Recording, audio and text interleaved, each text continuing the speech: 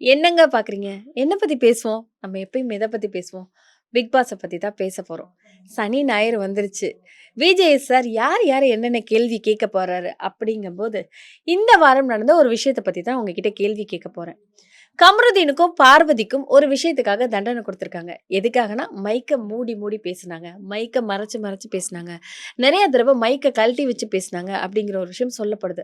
ஆமா, அது தப்பு தான். அந்த மாதிரி பண்ணக்கூடாது. மைக்க கழட்டி கழட்டி வச்சு பேசுனது தப்பு. மைக்க மறைச்சு வச்சு பேசுனது தப்பு. இது 1 தடவ, 2 தடவ கிடையாது. பிக் பாஸே சொல்றாரு, தொடர்ந்து நெறைய தடவ உங்களுக்கு நான் வார்னிங் குடுத்துட்டேன். நீங்க பண்ணது இது தப்பு அப்படின்னு சொல்லி தண்டனை குடுத்துருக்காங்க. இதுல என்ன கேட்க போறேன்னா, பிக் பாஸ் வீட்டுக்குள்ள பார்வதியும், கமருதீனும் மட்டும் தான் மைக்க மறைச்சு வச்சு பேசுனாங்களா? இல்ல, இதே போலயே நெறையா பேர் மைக்க மூடிட்டு பேசியிருக்காங்களா? பார்வதியும், கமருதீனும் பண்ணது சரின்னு சொல்ல வரல. அது ரொம்ப தப்பு. இது 1 தடவ நடந்து வார்ன் பண்ணாரு. 2 தடவ நடந்து வார்ன் பண்ணாரு பிக் பாஸ். இது தொடர்ந்து நடக்கவும் தான் அவங்களுக்கு பனிஷ்மென்ட் குடுத்துருக்காரு. இதே மாதிரி பிக் பாஸ் வீட்டுக்குள்ள யார் யார் மைக் இல்லாம பேசுனத நீங்க பார்த்துருக்கீங்க? யார் யார் மைக்க மறைச்சு பேசிக்கிறத நீங்க பார்த்துருக்கீங்க? அப்படிங்கிறத கமெண்ட்ஸ்ல சொல்லுங்க.